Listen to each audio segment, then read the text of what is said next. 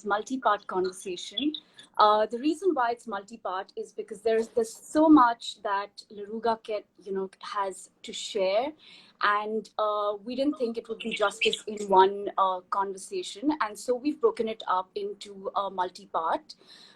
Many of you know Laruga for her swan-like practice, but I wanted you to get to know the beautiful person behind this teacher. So without any further ado, introducing one of the most unassuming, warm, and super intelligent stars of the Ashtanga world, Laruga Glaser. Welcome, Laruga, and thank you for being my first guest. Thank you. How are you? Good. That was a very incredible introduction. I'm like, whoa, that's nice. It's good seeing you virtually after the workshop in Mumbai. How are you? Yeah, I'm really good, and life is slowed down like many of us can attest to. So, yeah, it's been like such a different change of pace since I was in India. That was really that was my last travel, until, all the travel stopped. So I'm so happy that I feel like I ended on a high note until I can travel again. So That's amazing. Yeah, we all take a pause. So I'm going to jump right in. Just for the people who've asking questions, how we're going to plan this is we've got a ton of questions from most of you already. So we're already going to cover that in the first part. So the first part of the series is basically trying to get into figuring out Laruga's childhood and how she got into yoga and all of that. So a lot of your questions who've already emailed it to me will be covered in that. And then all of the questions that y'all have emailed will be split into the various series. And the last 10 minutes, we will take in some live questions. So jumping right in, Laruga, let's start from the beginning. Tell me about your childhood. What was it growing up in Illinois? You have an amazing heritage. Tell me about that, and let's figure out. I mean, yeah, there's a lot to share, but I will try to keep it short. I mean, I think, in my last IGTV video, I discussed a little bit about my childhood, but yeah, like I have mixed race heritage, and I think like any child that comes from that type of home, when I saw my dad, when I saw my mother, I didn't see a difference. It's like, this is my mom, this is my dad. And in my very young, growing up, I always felt this is so normal, this is who my parents are. And it's almost like the color of the skin is different. It's like, different eye color, different hair color. It's different personality even, like different energies in that way. So, one thing that's interesting is, both of my parents in their own way were like spiritual seekers. They both came from pretty strict Catholic upbringing. It's kind of interesting hearing about both their experiences. I mean, my mom was growing up in Belize, my father in Chicago. And so, but they both were like schooled by nuns and, Okay. and like, very kind of strict ones, like talking about like, being hit with a stick with the, by these nuns and things. That to me, it sounded like a nightmare. But, they both came from like this kind of more strict Catholic upbringing. And I think they felt a bit unsatisfied with the approach, at least in their experience. So I'm not here to say anything about being Catholic. I think in their experience, there was something that was missing in how religion was portrayed to them.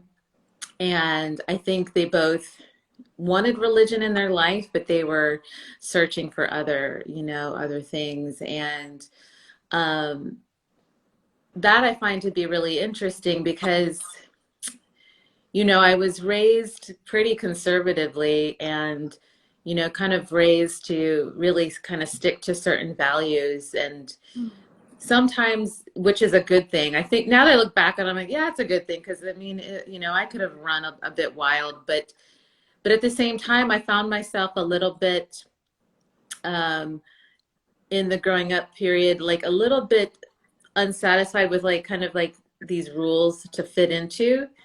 you know, like, and I did that. Like, I actually was quite a good kid, you know, like I didn't rebel too much. I didn't like, you know, I had some, maybe even my parents were a little bit more strict than other parents. I didn't have as much like freedom even as a teenager. And I kind of like fell in line with that, but I found myself feeling and questioning, what does it mean to be a good person? I mean, I definitely, it's more that I could touch into a little bit later, but I did have challenges in growing up, you know, even at home. Um, I had a few experiences which, um, you know, I don't know if I should, you know, I guess I can just touch on it a little bit. I did go through experiencing abuse as a child, and that also had a huge mark on me that kind of, you know, something changed from that point forward for me personally. So was this abuse from a guardian, or was it from a relative or a close relative? Yeah, so actually, it's kind of hard for me to talk about because it actually comes from my mother.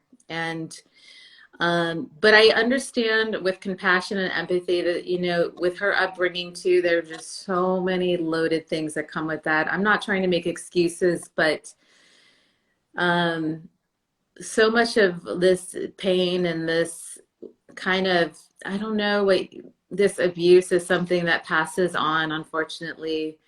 And it's something that maybe I would have to kind of explore and talk about further at another time because I don't feel like, you know, implicating her as a person, but at that time in my upbringing, it was it was really difficult. I mean, you know, she struggled a lot, and I see that now as an adult, but didn't quite understand that.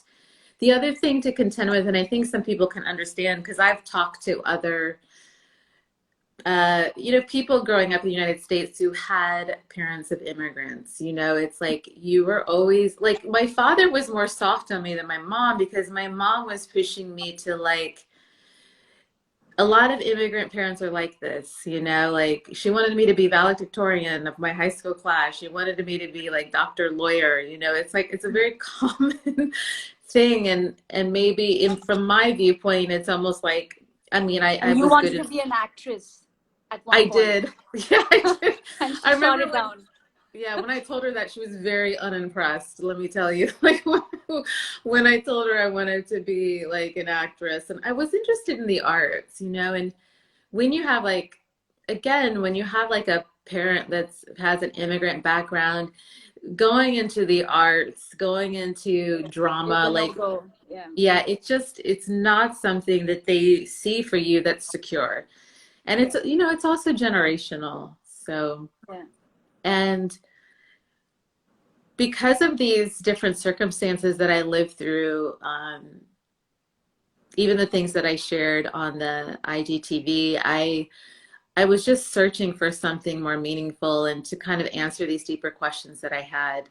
Hmm. I could see how I just really made a conscious decision to try to turn it into something more positive. Like I could have gone the other way and like rebelled, experimented with drugs, or, you know, engaged in premarital sex, or done all these things. And, you know, that's sometimes that's the route people take and they find their way. I'm not trying to say that there's any way that's better, but I, I started to, especially in my adolescence, started to study more about like on my own about spirituality.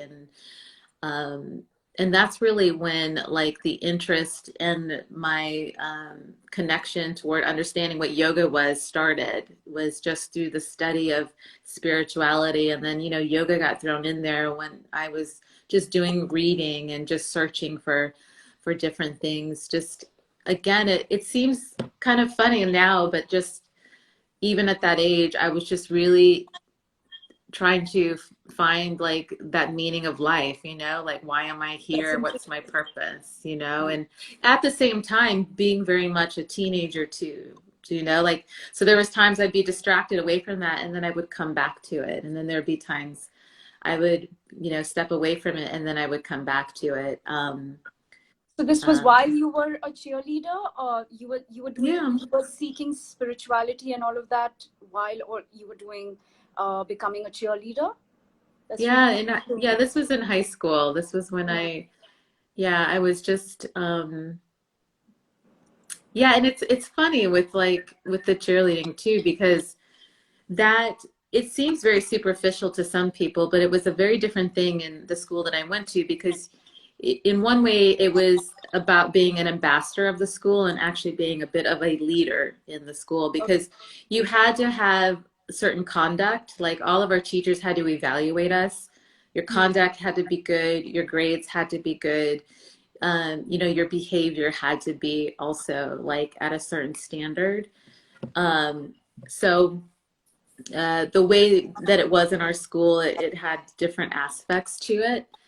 Um, but because I also felt isolated at times, just, trying to find ways to fit in, I was just trying to find that deeper like connection. It was just like that was really where that discovery came to. And another thing is I lost myself into books a lot. I loved reading.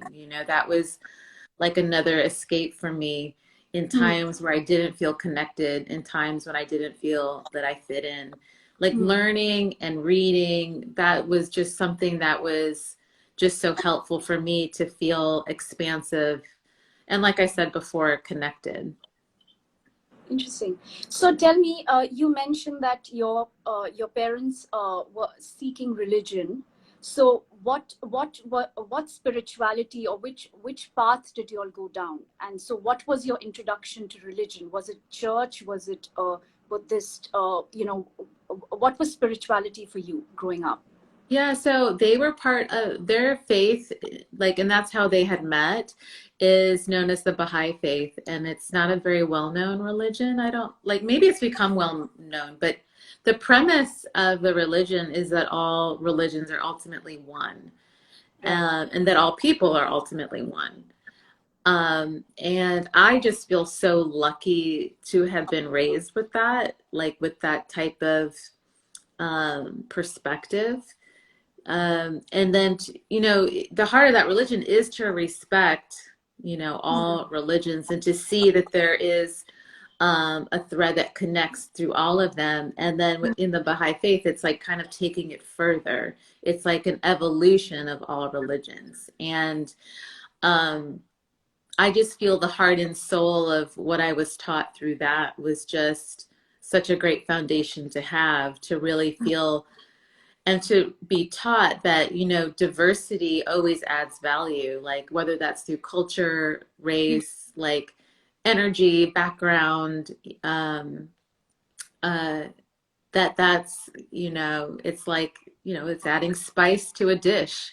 It Hmm. always tastes better with a little bit of spice. Yeah. That. So um like it always tastes a little bit better. We can sprinkle in a little bit of that diversity. And it's something that I mentioned earlier, is that I just, contrast to me is, I revel in it. Like, and I've grown up with even friends. Like I remember one time being good friends with a girl. We worked together and we connected for some reason. We were like the opposite. I mean, she was like a card carrying member of the Republican Party, and she was like blonde, blue-eyed, beautiful, and like, and we were like, we just connected because, and we had such a contrast in how we believed politically. And I've always been able to like just still try to find something that I can connect That's with so someone interesting. else. With someone who's got a different view. Yeah. Yeah, I mean, it's still, if they are like outright discriminatory, yeah, I mean, I don't have time for that. But when I just find it, sometimes we write people off, we don't even give them a chance if they do possibly or potentially think differently than us. Hmm. And I just find that sometimes you still have to give an open ear and um, hear their perspective. I mean, in this instance, it was just so funny because one day we were working, and it's so funny how you just assume everyone thinks like you. And I forget which election this was, because, oh yeah, because my friend was telling me, she's like, yeah, I'm voting for Bush, and I was like, my jaw was like, I was like, what?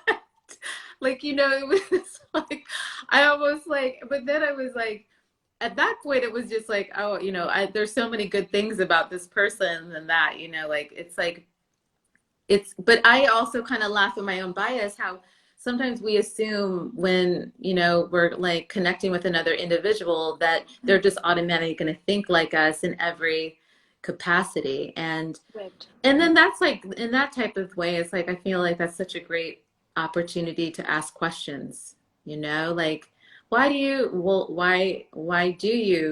want to vote for this person, and what turns Why you do you on think about this them? way? Yeah. And I mean, nowadays I feel like we don't know how to debate in a way that's respectful, That's something like, that I actually wanted to ask you, given that, we're going to take a slight detour from the questions that I was going to ask you. But since you've touched upon this, we live in a completely polarized world right now. Every mm, country,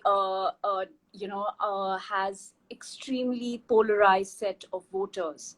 So what you're saying is very interesting, that today we land up debating, you dismiss the right wing or the left wing, and the left, they're both dismissing each other, and mm. there's no commonality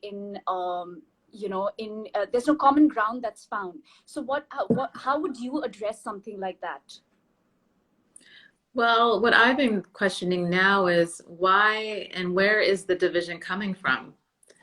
Like, sometimes what I've noticed is sometimes we think left wing, we think right wing, but maybe the people at the top are acting and enjoying that that's happening down Correct. below them, Correct. and sometimes I just question the dynamic, because some powers that be enjoy that there's division Hmm. amongst the people, and I would actually challenge people to find that connection with other people that might think differently, because sometimes I feel like there's certain things set in the media and there's certain things set in certain governmental systems that want to drive a wedge Hmm. between us as citizens. Of course, with the dynamic of many different people with different experiences, we're not always going to agree on everything, but sometimes I feel that certain things are set in place to cause a deeper wedge, Hmm. and I've learned to kind of stay astute to that and not be too driven by certain agendas that are handed out in the media. Like, I love listening to documentaries and news and different aspects of things that are going on in the world, but I always have learned that I need to fact check.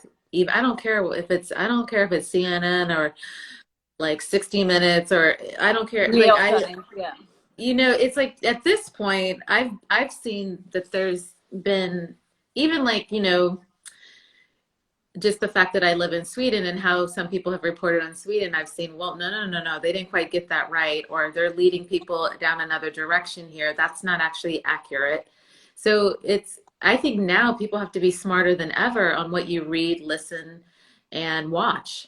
I'm not saying that everyone in the media is inherently bad, but like, we have to also do our homework. We can't be lazy anymore. We can't be lazy and just swallow everything that we listen, read, and watch. So, and now I follow independent, like, Me researchers on too. YouTube too. Like, they're not being paid, like, they don't have an agenda. They're not backed by a big corporate function, and they do it because they really want to search for truth. And it's so interesting. Like, there's been a few times I've been so impressed with certain independent researchers that are on YouTube. And again, I know that I have to fact check them as well, but it's been Hmm. super interesting and eye-opening in that regard. So, Yeah, I think that's the thing. The interesting part, I think, with the digital, with social media, I think it's just so much easier for independent journalism to thrive. And I mm, think, especially, with authoritarian governments popping up pretty much in every continent, I think the role of independent journalism seems to be where I think you can at least seek some truth. yeah, Um, but in debates, it's still very it's still very difficult for if someone is voting Trump, because it's personality. Yeah. elections now are personality driven. People tend to bypass, facts, whether or giving two hoots about minorities or the others. So, Mm. how would one approach that? Because that seems to be a perennial problem, whether that's in India or in the US. It is exactly this. It is about Mm. oppressing the poor and othering. Yeah. I mean, I wish I had a good answer for that because from my perspective, it's right. Well, I've learned this being American, I guess I should say, like, because sometimes like people like to ride on charisma and like some people are very believable. They can say an outright lie and be very believable. And, that happens in politics all the time. And when someone comes off a little bit too slick for me, I always have to like go a little bit deeper and look at the actions of this particular politician. And, uh, it's at this stage, I can't claim to be of any one party now because when I've done my own research, I was quite blindsided at some of the policies.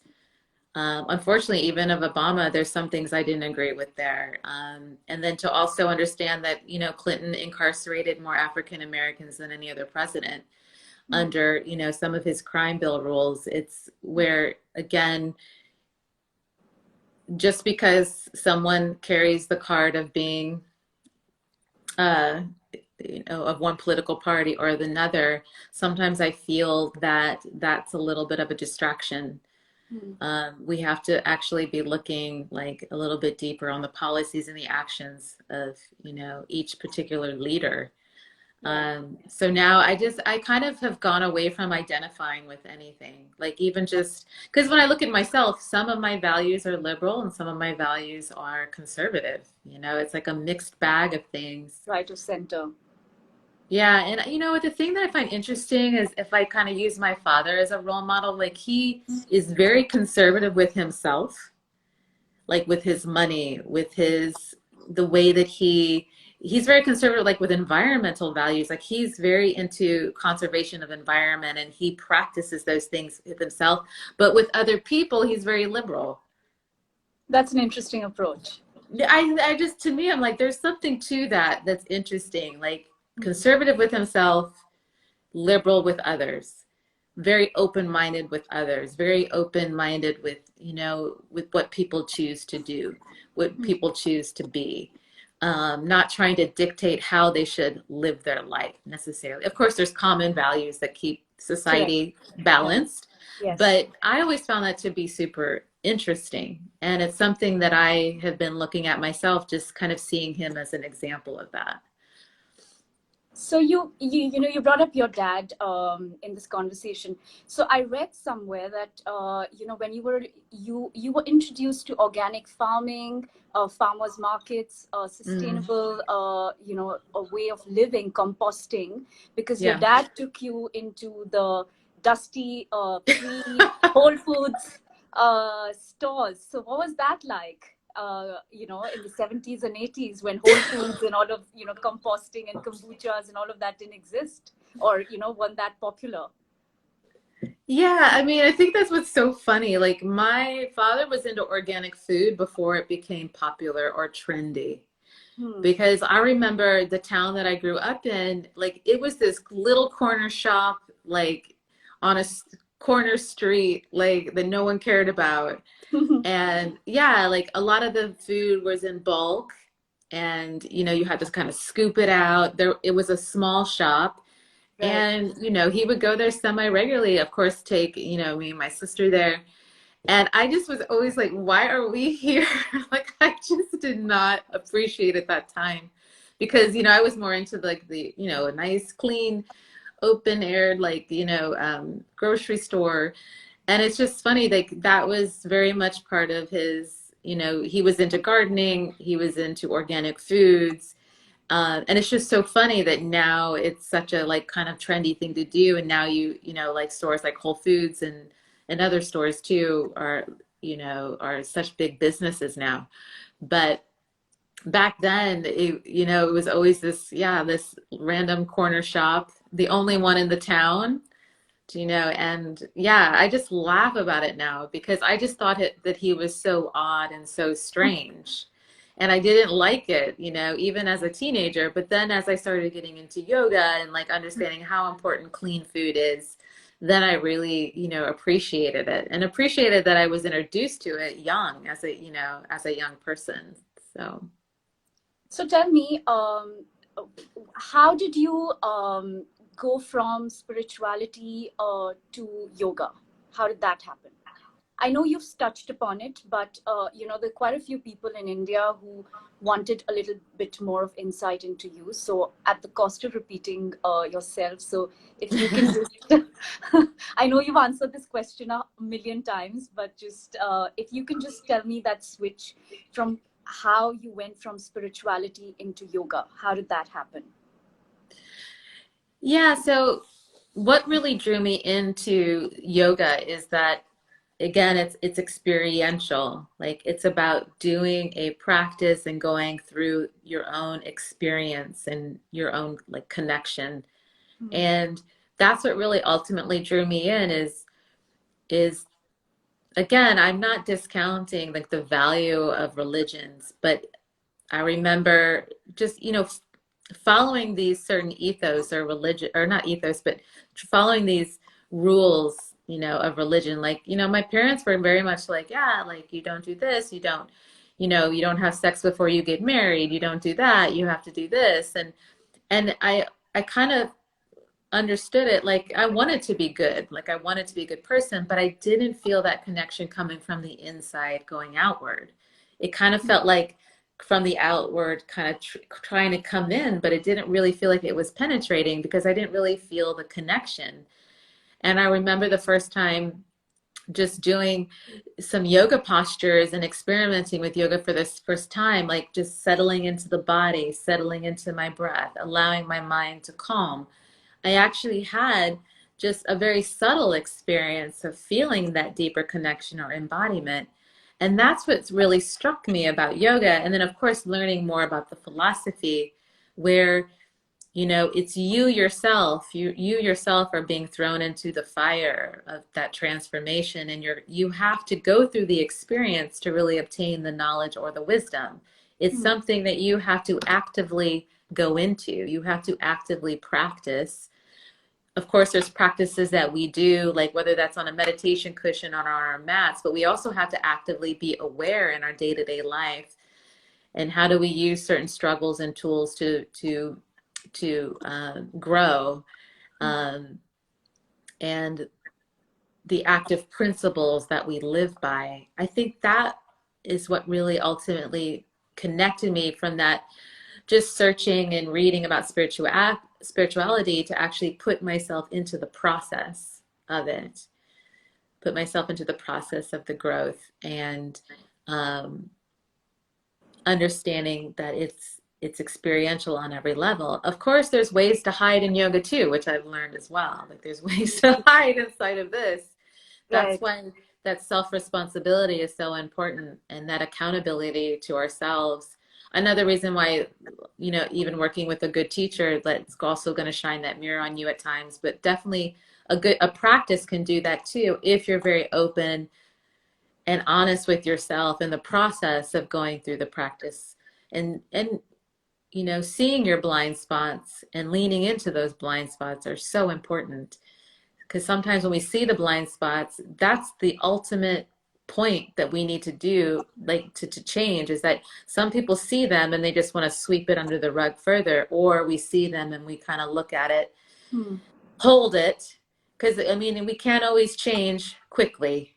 You know, sometimes those patterns are very deeply ingrained, but if we kind of just hold it and look at it and then make those little baby steps, of course, we'll stumble and fall at times. Hmm. But that, I think that's the work that's so important in this practice and in whatever practice somebody does or discipline. And I Hmm. think discipline is really a big part of it. a big part of working with resistance.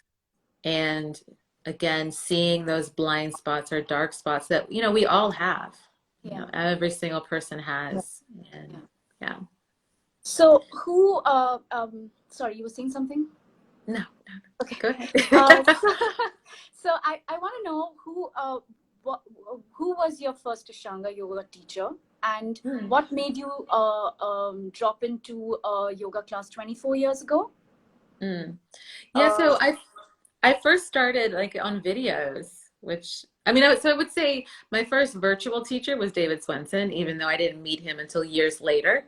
okay. Um, which I kind of laugh because sometimes people really like they have a negative thing with video, like in all these things. Because I know he even said that when he made these videos long time ago on VHS tapes, VHS, yes. that he even got a lot of criticism for it. But that was such an eye-opener to me, like to see his because I had his primary series video, his intermediate series video. Of course, I made the mistake. I think he did preface that this was demonstration. I did try it and I about killed myself because, he like floats like, like everything is so easy. And I about killed myself just in sun salutations alone. And it was such a funny experience.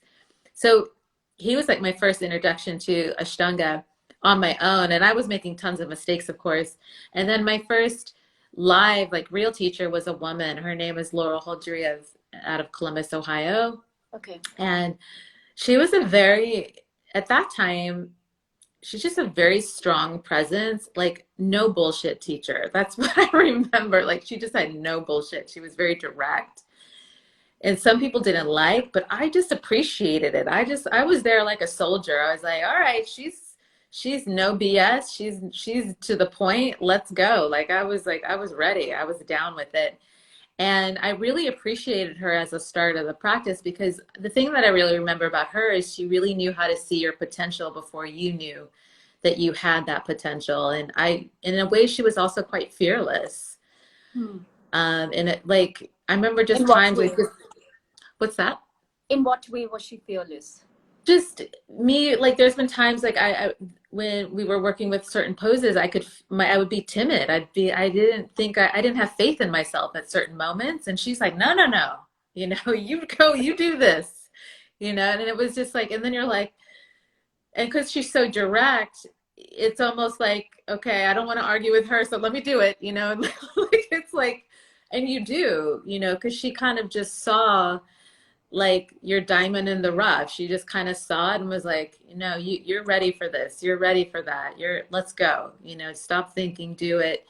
And I really appreciated that. I appreciated her clarity, her directness, and yeah, but she was a very strong woman too. And that was also very great to see at that stage, to just see a woman like her, like be so strong. As a representation of what is possible, so that I found it very inspiring at that time. Okay. So we are running out of time. So Okay. I'm going to, so we have the last 10 minutes for questions.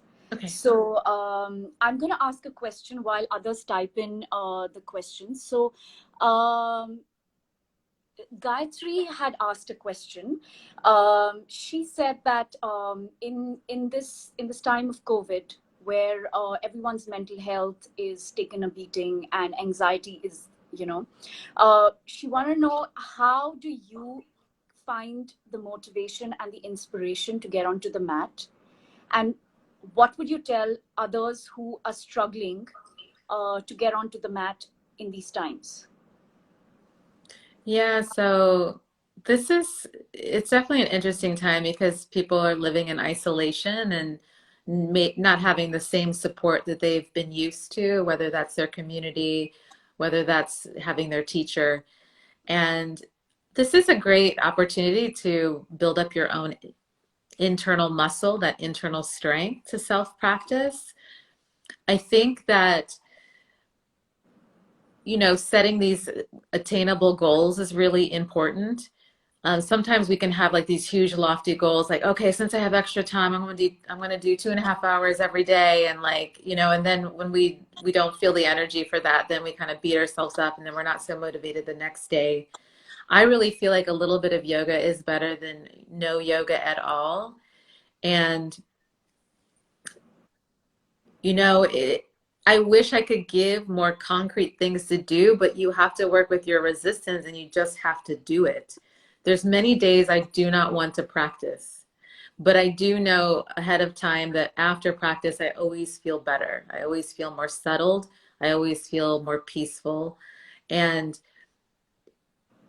even if you have to stop sometime halfway through, because there's been sometimes during this period where I've been doing my full practice, and then other days I allow myself to do half of the practice just to nurture myself when I'm feeling extra stressed, or if I'm feeling that I need to just soften a little bit. And I allow that, you know, I allow that for myself, and it always ends up being a good thing to where then I start to pick up, you know, in my normal routine.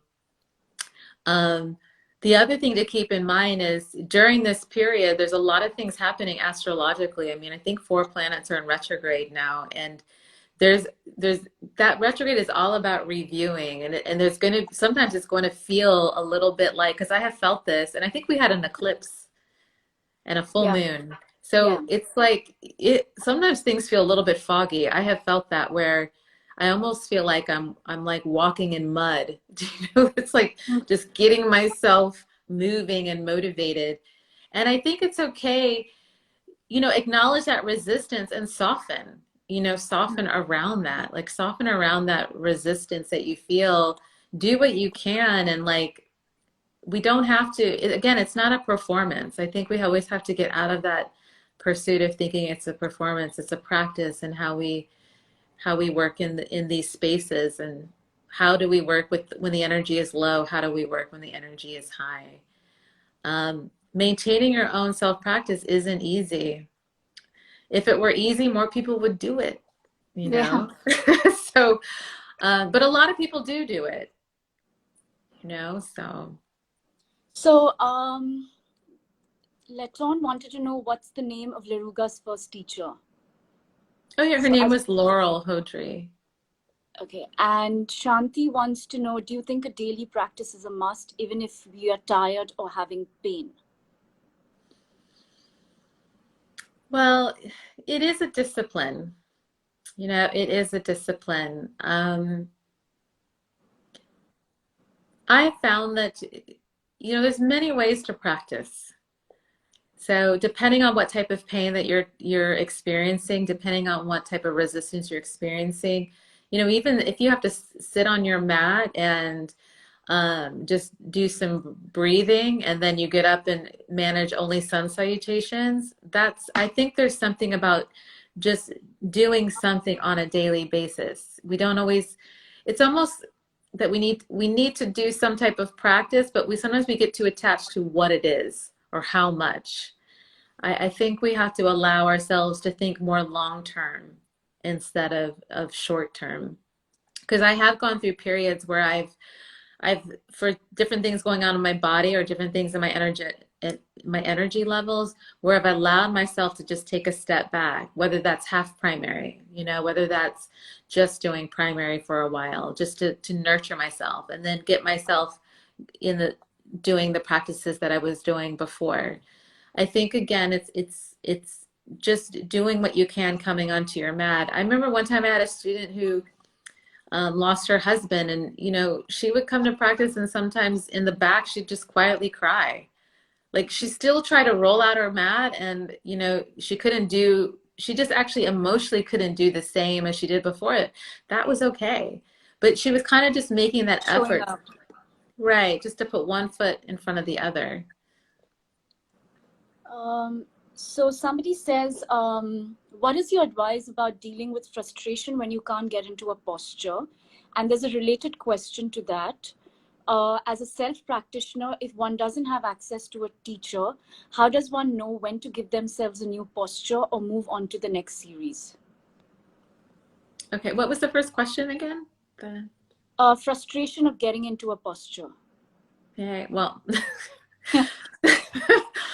yeah, that's a common one. You know, this is where the learning tool of the practice is so much more than the postures themselves. Because a lot of times I have to express this, I have to learn this myself at different times, that it's not always what we're doing or how, it's not always what we're doing, it's how we are doing it. And what is our relationship to the postures? What is our relationship to the practice? And what is and how do we react to these obstacles? Do we all of a sudden go into negative self-talk and self-doubt and start to go into that? Or do we have that strength of spirit, and it's like, okay, I'm going to do the best today, and there'll always be tomorrow, and there's going to be the next day, but I'm going to give it my best today. What I've noticed is like everyone has different attitudes to these obstacles, and but everyone in the long term, we will feel frustration at some point. And we just have to use that as a self-investigation tool and kind of understand and question, like, why are we allowing this to disturb us in this moment? And there's been many postures that didn't come easy for me at first. But what reconciled it for me is I just love the totality of the practice. And I just love the meditative action of the practice. And for every single person, there's going to be those nemesis postures. There are going to be those nemesis postures, and we have to make sure that it doesn't affect our self-worth. Just because no one's less worthy because the hips are a little bit tight, or you don't have a super bendy back, or your shoulders are limited.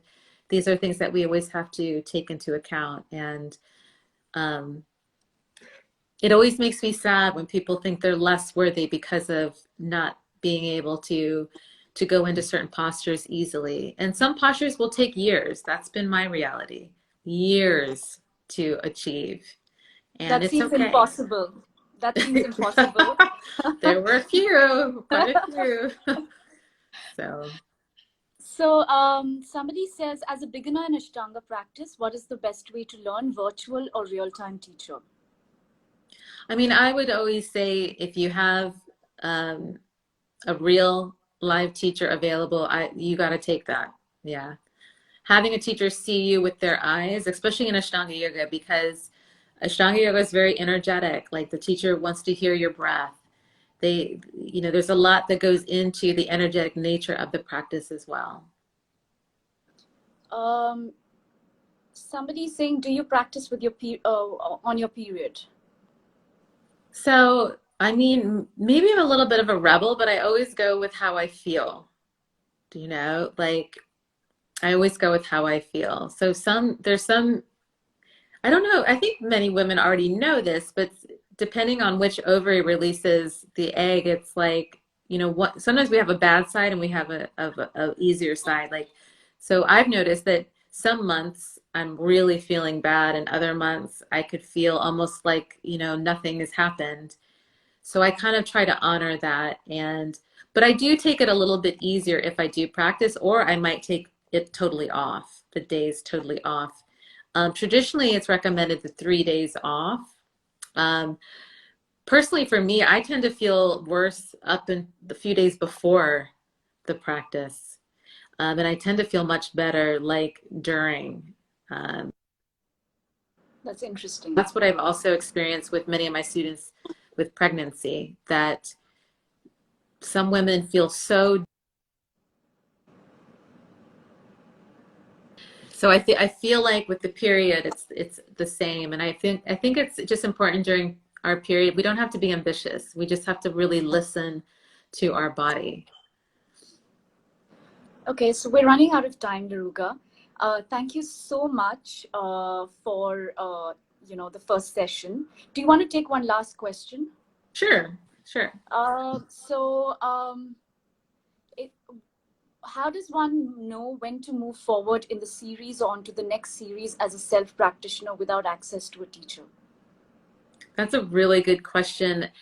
You want to have a certain level of completion to the posture. So again, I'm not talking about perfection, because we're all, there's always an evolution in all of our postures, but just having a certain level of completion and good breathing and feeling like also in the sequencing that your stamina is at a good level, that you don't feel like, you're about to fall apart if you add on a few more poses. So your stamina is really important, and the completion of the poses prior, again, doesn't have to be perfect, but just a good aptitude, at least a grounded aptitude to the posture itself. So in what for me, a good posture is when a student is fully embodied in the pose, they're breathing properly, they have focus and concentration in the pose. That's sthira sukha, that stability, but also a sense of ease and softness when they're doing it. Okay. Thank you, Laruga. To everyone who's asking questions, and probably if they've not been addressed, please go into the TrueBay profile. You'll find my email or send me a DM with the questions. We will try our best to get all of these questions addressed, I promise you, at some point, because it is a multi-part conversation with Laruga. So hang in there, and please come back for the next ones. And thank you so much, Laruga, for this amazing conversation. And I look forward to conversing with you next. Yeah, thank you so much. It was a real pleasure. So I look forward to the next one. All right. See you. Take care. See you. Bye, everybody. Bye. Thank you so much. Thanks, everyone.